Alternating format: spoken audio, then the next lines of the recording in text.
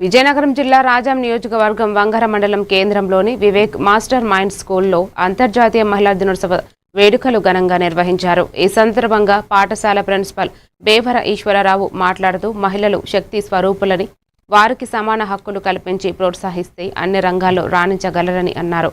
మహిళా ఉపాధ్యాయులు కనగల పద్మ, విశాలాక్షి, బేవర ఉమామహేశ్వరిని ఘనంగా సన్మానించారు. ఈ కార్యక్రమంలో ఉపాధ్యాయులు, విద్యార్థులు పాల్గొన్నారు.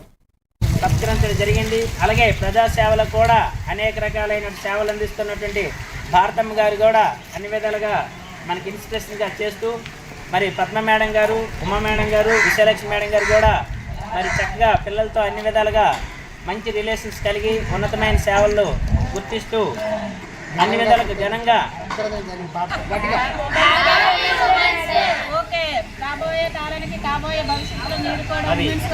అన్ని విధాలుగా మరి ఈ సేవలు అనేవి అన్ని రంగాల్లో కూడా ఈరోజు దేశ ప్రధాని మన రాష్ట్రపతి కూడా మరి ఆ స్థాయిలో